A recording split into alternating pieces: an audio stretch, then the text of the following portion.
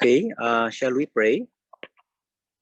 Our Almighty God, yet our loving Heavenly Father, the source of all truth and wisdom, we come before you.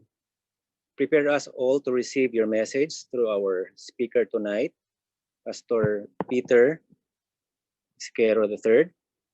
I pray for him, the wisdom that comes from you. Please quicken him with your Holy Spirit so that he can speak with clarity and confidence that will enlighten and inspire us into a deeper experience with you. Lord, we ask that you'll anoint his lips so that he'll be sensitive to hear the voice and guidance of your Holy Spirit, so that your word will be spoken through him. And guard his heart so that the main concern is to give you all the glory. We ask all these favors in the blessed name of Jesus. Amen.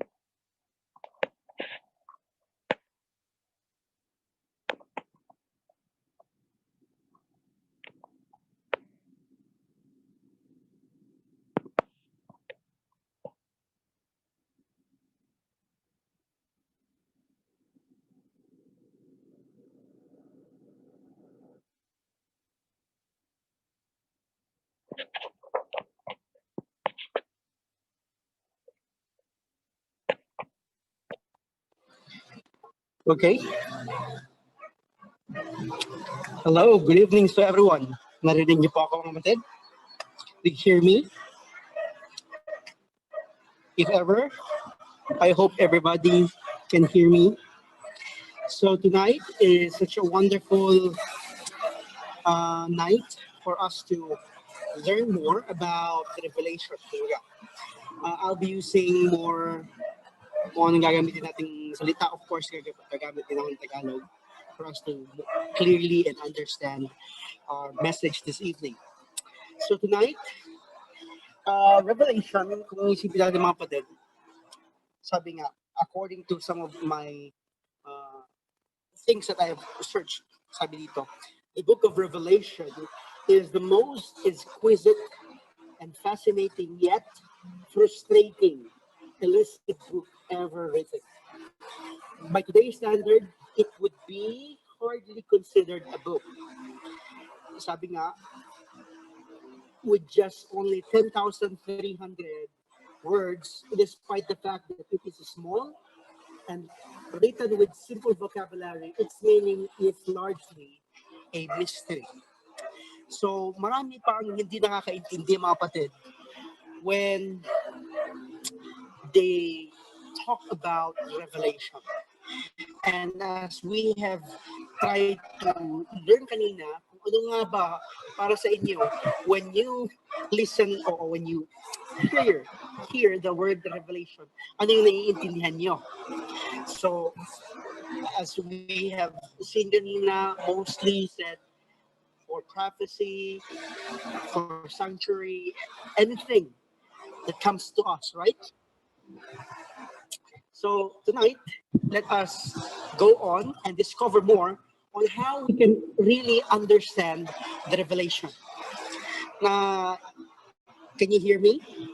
If ever, let's go to the next page, next slide.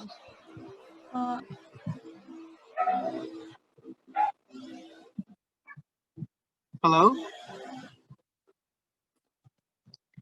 Okay, do you hear me, guys? Narinig niyo po ako? Okay, let's go to the next slide.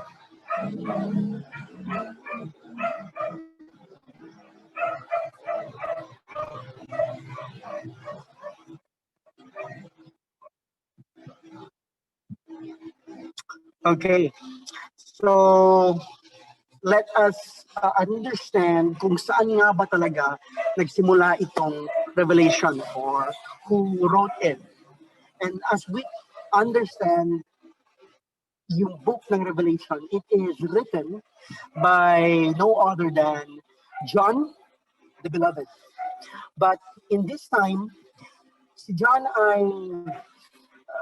he was also very, kumbaga, katulad natin mga kapatid, na John is very actively sharing the message about the love and the life of Jesus Christ, everyone. The problem is, dahil dito, people are people don't like this situation. And so John was sent to the island of Patmos. As you can see here, it is just nearly dito sa gilid ng Turkey. If you can see here in this map here, you can see the island of Patmos. Napakaliit lang yan. But it is so secluded. And that's the place where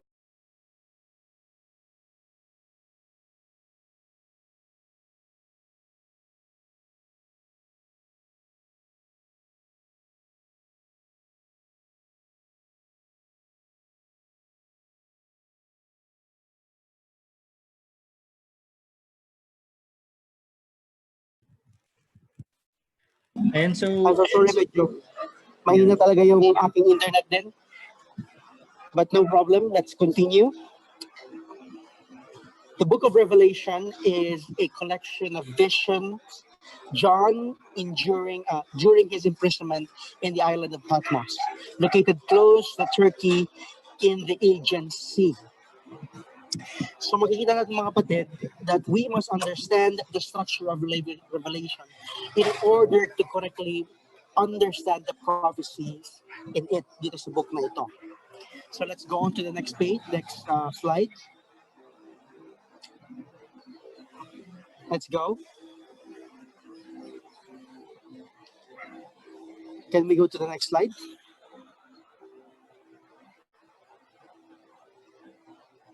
Hello?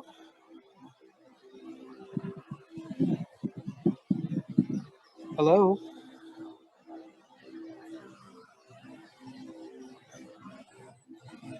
Naririnig ka Hello? namin. Anybody here? Pwede pong Yes, pa. punta tayo sa next slide. ayan po, Pastor. Okay na po.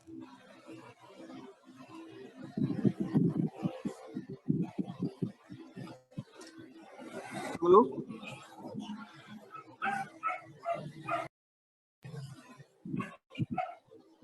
And Okay. Pastor, okay na po, Pastor.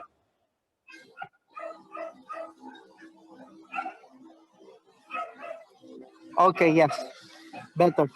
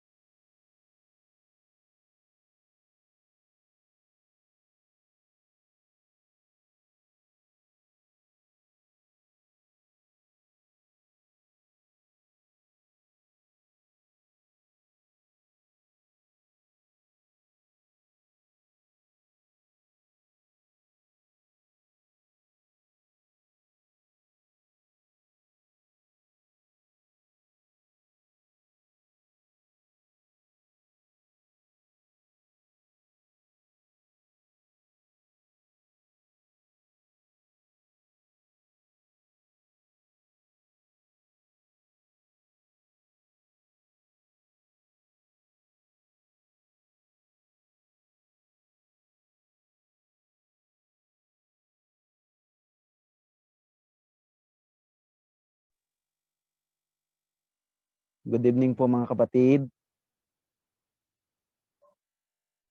Okay, I will be take over the part of Pastor Peter. Sapagkat nag-chat po siya sa akin na naubusan daw po siya ng data. So let us continue mga kapatid to our lecture. Let us read and analyze natin kung ano yung structure ng atin pong pinag-aaralan ng Revelation. So our analysis of Revelation will be based on the following structure. Makikita natin mga kapatid ang introduction dito po sa Revelation 1 verse 1 to 8 kung saan inintroduce po ni John na ni-reveal daw po ng Panginoon ang book of Revelation sa kanya po sa island of Patmos, Revelation 1 verse 1 to 8, and a prophetic account of the church history using the churches of John's time. Yan po ay makikita sa Revelation 1, 9, and to Revelation 22. A more detailed account of the church history, Revelation 4, verse 1 to 11, verse 19. So yan po yung ating pong structure mga kapatid. So the great controversy since the days before Jesus' first coming to his second coming. Makikita po natin yan mga kapatid.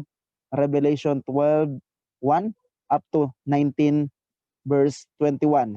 The events prior to the second coming. Revelation 20 verse 1 to 22 verse 5.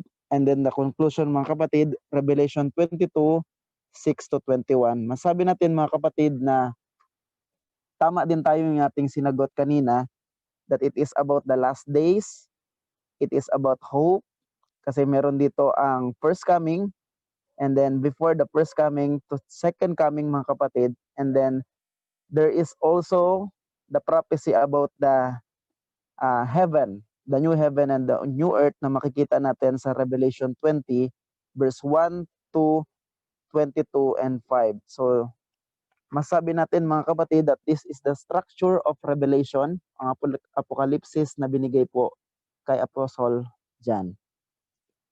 Next slide po.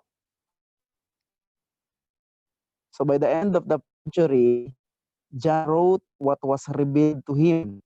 He was the last living apostle. So the purpose and author and theme of the book is explained in the introduction.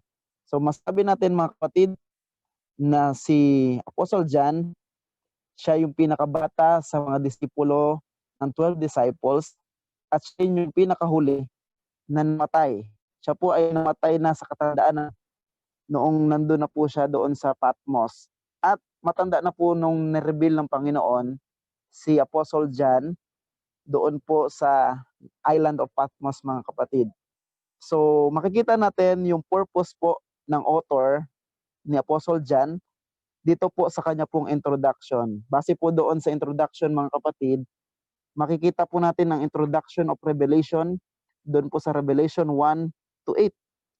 Akin pong babasahin mga kapatid para atin pong maintindihan anong purpose ni John, ano yung author at ang theme ng Revelation. Ito po mga kapatid, akin pong babasahin sa Tagalog. Ang Apokalipsis ni Jesucristo na ibinigay ng Diyos sa kanya upang ipahayag sa kanyang mga ipin. Sa makatubit ay ang mga bagay na nararapat mangyaring dali at kanyang ipinadala at ipinaalam sa pamamagitan ng kanyang anghel sa kanyang alipin na si Juan, na sumaksi sa salita ng Diyos at sa patotoo ni Jesucristo sa lahat ng mga bagay na nakita niya. So si Apostle John mga kapatid, nagkaroon po siya ng vision at ito rin po yung kanya pong nasaksihan base po sa sinalita ng Diyos para sa kanya. Binigay ng anghel ang mensahe mga kapatid habang nandun po siya sa kulungan mga kapatid. At ang sabi dito sa verse 3, mapalad ang bumabasa at ang nangakikin ng mga salita ng hula at tumutupad ng mga bagay na nangasulat doon, sapagkat ang nahoy malapit na. Si Juan sa 7 iglesia na nasa Asya, biyaya ang sumainyo nawa at kapayapaang mula doon sa kanya na ngayon at ng nakaraan at darating, at mula sa 7 espiritu na nasa harapan ng kanyang luklukan, at mula kay Kristo Jesus na siyang saksing tapat na panganay sa mga patay, pangulo ng mga hari sa lupa, doon sa umiibig sa atin at sa nagkalag sa atin sa ating mga kasalanan sa pamamagitan ng kanyang dugo. Ginawa tayong mga saserdote ng kanyang Diyos at Ama. Sumakanya nawa ang kaluwalhatian at ang paghahari magpakailan-kailanman siya nawa. Narito siya'y pumaparitong nasa sa mga lapaap, makikita siya ng bawat mata at ng nangagsiulos sa kanya.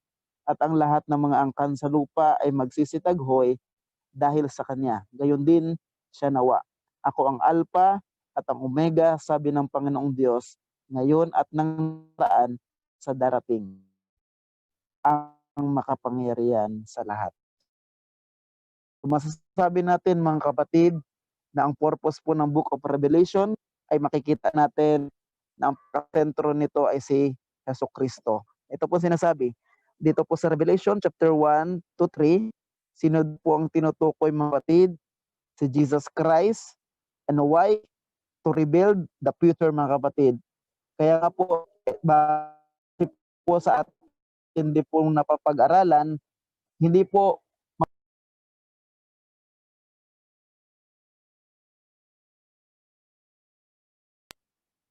natin kompleto ang pag-aaral ng Book of Daniel kapag wala po ang Book of Revelation. So napakahalaga mga kapatid, sapagkat ang Book of Revelation ay maintindihan lamang po natin, or ang Book of Daniel ay maintindihan sa 2 libro na ito, ang Book of Daniel and Book of Revelation. At ang purpose nito ay to rebuild the future mga kapatid, ang mga mangyayari sa hinaharap. How? By using symbols. Makikita natin chapter 1 verse 1 mga kapatid, na kung saan hindi kailangan itong i-interpret by literal. Ito po ay mga symbolical mga kapatid, at ang mga symbol na ito ay mangyayari po ito or meron siyang meaning na kung saan sinusuportahan din po ito ng banal na kasulatan. The benefit, ito po ay makikita natin sa verse 3, mapapalad ang bumabasa, nangakikinig, hindi lamang po ang bumabasa mga kapatid, kundi yung mga nangakikinig ng mga salita ng hula. At praise God mga kapatid, we have the opportunity na makapagbasa, makinig ng mga salita ng hula, at hindi lamang po ang nakikinig, kundi ang tumutupad ng mga salita nito. So, ang greetings from the author, ito po ay makikita, Revelation 1 verse 4 to 6, is about the so tama po yung ating pong mga sinagot kanina. It reveals the future and the event about the second coming mga kapatid. The title of the book, Revelation, is translation of the first word in original Greek, apocalypsis, that means to reveal or to discover or to unveil. Means mga kapatid, ang kanyang root word ng Book of Revelation or apocalypsis, ito po ay Greek word na kung saan ang meaning niya is reveal, ipahayag yung mga nadiskubrihan or to discover mga kapatid, or to unveil. It means ito po ay nakatago mga kapatid, pero based sa vision ni John mga kapatid, bilang lingkod ng Diyos, ay ibinahagi po para sa atin yung mga knowledge ng ating pong Panginoon. Okay, next po.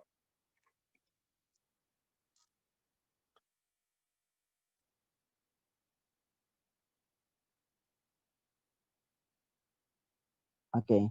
In Revelation, balik po muna ulit.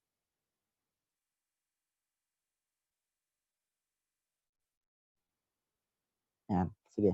Jesus is present throughout the whole book as the main character. Revelation is the continuation of the spells because it covers the timeline since the ascension of Jesus to heaven. Sabi natin mga kapatid, ito po ay continual gospel or good news na makikita natin sa book of the Gospel kapatid, the Matthew, Mark, and John. At ito rin po ay pagkatapos na pagto or dumating si Jesus Christ doon po sa langit. And the symbols in the sun are used to explain the intercessory work of Jesus in the heavenly sanctuary, which is in our favor. So makikita din natin mga kapatid na ang pinaka-main character or ang pinag-uusapan dito nakasentro doon po sa kay Jesus Christ. Makita natin sa Book of Revelation mga kapatid na ang tinutukoy or ang mga main character dito ay si Jesucristo mismo. Kaya nga po ito po ay another gospel na kung saan ang Book of Revelation is the revelation of Jesus Christ.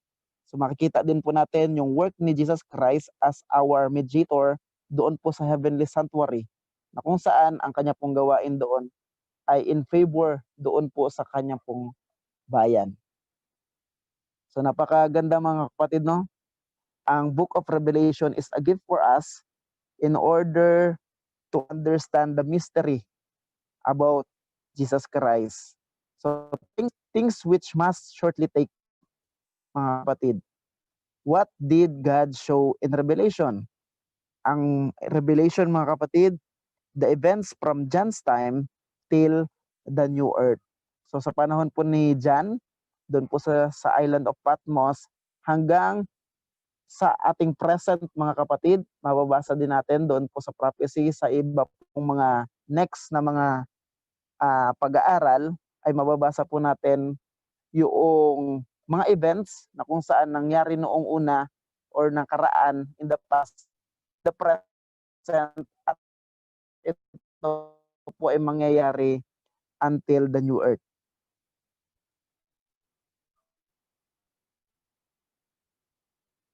Okay, why? So we can understand that God is in control of all the events in this world.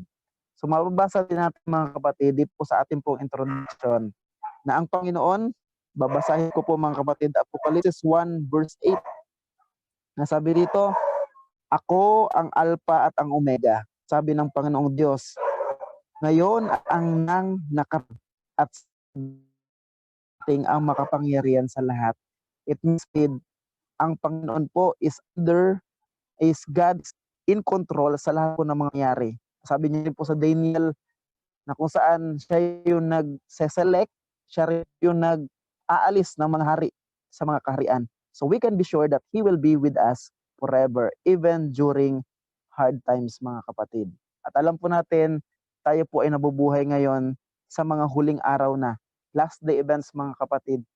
At ito rin po ay kasama sa Book of Revelation na kung saan nagre-reveal ng ang Book of Revelation mga kapatid ng pag-asa.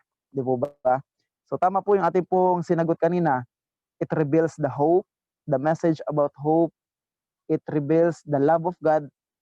Even in our hard times mga kapatid, nandito siya parate. So it means, so we can be sure that He will be with us forever. Buti sa Panginoon mga kapatid, mararanasan natin yung forever. Di po ba? Mararanasan lamang po natin sapagkat ang Panginoon po ay nasa atin magpakailanman.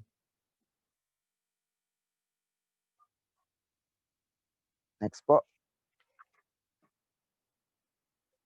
Okay, so we can obey Him because we are aware that we depend on Him.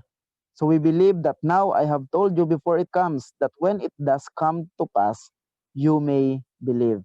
So yung Book of Revelation mga kapatid, ni-reveal ito before bago po ito mangyari mga kapatid. Kaya kung ating pong pag-aaralan ang Book of Revelation, after these things, ito po ay may mga kataga na after these things, it means ito po ay continual events mga kapatid. Ito po ay tuloy-tuloy na nangyayari ang mga events na nangyayari po sa Book of Revelation.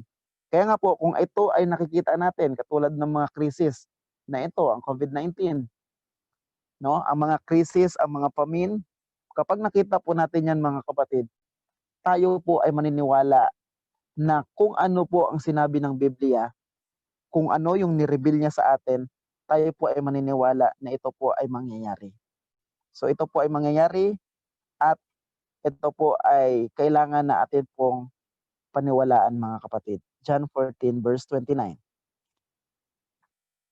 Next po. Yan. Ako po yung nagsabi doon na, nagsagot po kanina, it is about the prophecy, it is about the mysteries, and it is about the symbols mga kapatid. So bakit po yun? At ang sabi dito, Revelation 1 verse 1, and he sent and signified it by his angel to his servant John. The Greek word translates the signified it or sa Greek mga kapatid. It means to explain with symbols. What does that involve? So it means mga kapatid, ang book of Revelation, it based on the symbols. Yung mga simbolo mga kapatid. Kung saan hindi natin kailangan na ito po i-interpret literally. Kaya nga po, bless mga kapatid tayo, ang ating pong iglesia, sapagkat tayo lang po ang pagbigay ng mga explanation about this book mga kapatid. Yung ibang mga nation, kanila po itong ini-explain according sa kung ano yung kanila pong nabasa. Pero sa ating tayo po ay in-explain ito base po sa simbolo na ibinigay at ito rin po ay sumusuporta sa iba't iba pong mga talata sa banal na kasulatan. Marami pong symbols mga kapatid dito po sa Book of Revelation. Atin po yang isadihan sa mga susunod po na mga pagkakataon. Yan. When we study the Bible, we should look for the literal meaning of the text, except when there's a symbolic sense to it. So in Revelation, we must look for the symbolic meaning instead, except a clear literal meaning. So mga kapatid, yung Book of Revelation, meron po siyang mga symbolical, pero meron din po siyang mga literal na mga meaning. No? So, na kung saan, hindi lamang po ito nagasimbolo doon po sa symbolical meaning mga kapatid, especially yung heaven. Ang heaven mga kapatid, it is a literal place na kung saan nire-reveal ng Panginoon kung ano yung mga nangyayari doon. Yung description tungkol po sa doon po sa Revelation 22, yung revelation about the New Jerusalem, pwede po natin itong ma-explain literally. Pero based naman po doon sa mga symbolical na kailangan po interpret literally doon po sa mga image, doon po sa mga beast, doon po sa mga waters, at marami po mga kapatid na ating pong pag-aaralan.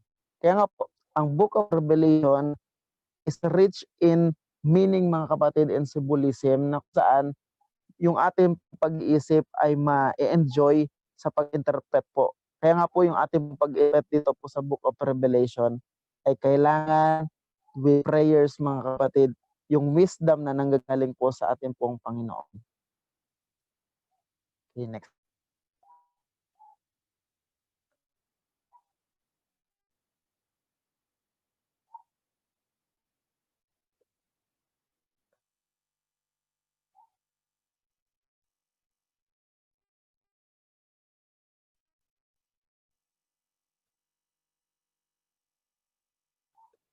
Okay.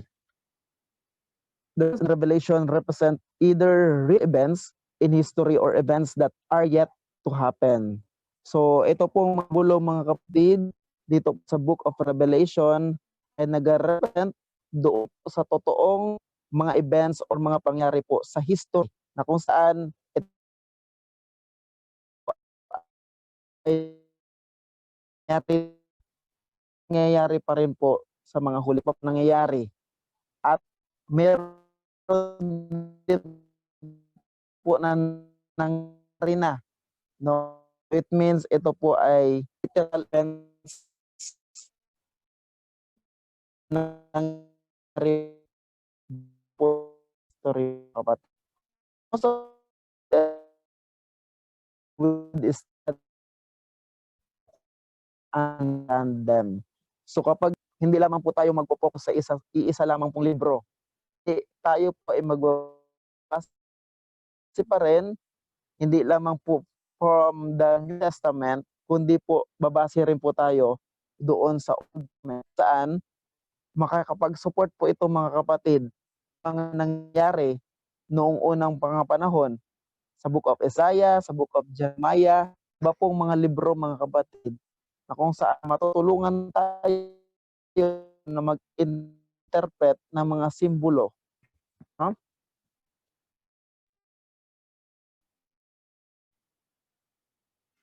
Yan. Katulad ng two olive trees. Ito po ay mababasa sa Zechariah.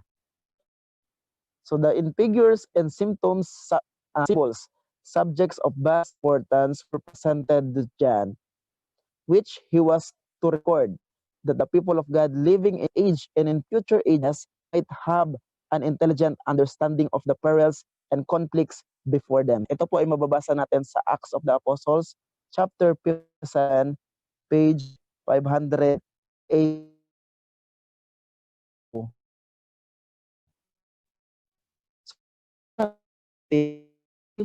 Ni Christ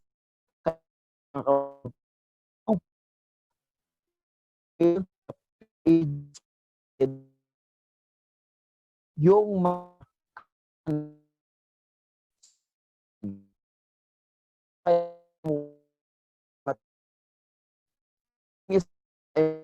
po ng paghahanda sa bawat isa bilang bayang Diyos mahal at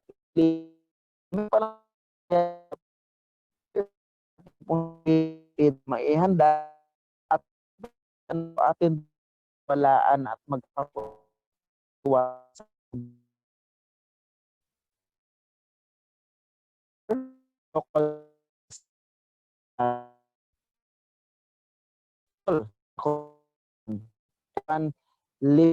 break na ang letter na kung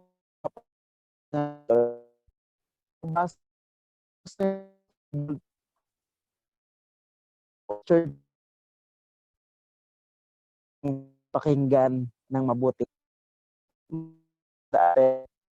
Pero para sa atin kung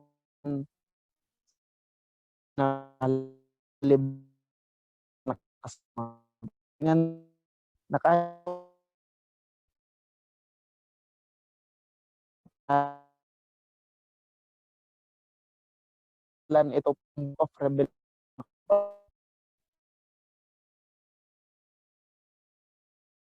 revelation ay kung saan yung dating pinag-aralan natin ay mapapag-aralan din natin or meron pang mga katotohanan na hindi po nilang Panginoon nung first time na nabasa po natin ang Revelation. So the first of the 7 blessings, Revelation in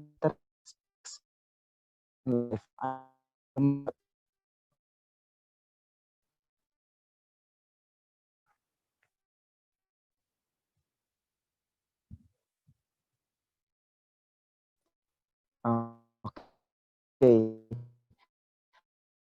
So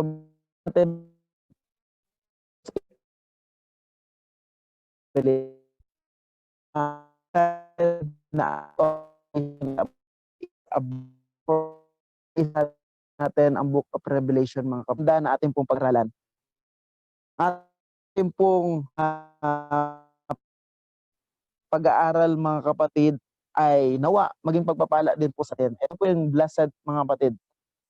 To read, to hear, and to keep mga kapatid. To read is to sharing the revelation of Jesus Christ mga kapatid. Na kapag ito po ay mabasa natin, kailangan i-share natin kagaya po ng mga sinashare natin ng mga letters na kung saan kung gusto po natin na magkaroon po ng paglago about the knowledge of revelation ng Panginoon. Kailangan po natin ito mga kapatid, hindi lamang po ito basahin, kundi atin po itong ipamahagi sa ibang mga tao. To hear, ito po yung mababasa natin, Revelation 1 verse 3, studying the revelation of Jesus Christ, and to keep, it is about the obeying the instructions of revelations of Jesus Christ mga kapatid. So nawa, ang ating pong pag-aaral ay naging beneficial po sa ating pong pag-aaral ng Book of Revelation. Hindi lamang po sa Book of Revelation, kundi po ito po ay karagdagang kaalaman sa pag-aaral po natin ng banal na kasulatan. God bless po sa atin mga kapatid. At nawa pagpalain po tayo ng ating pong Panginoon sa gabi pong ito.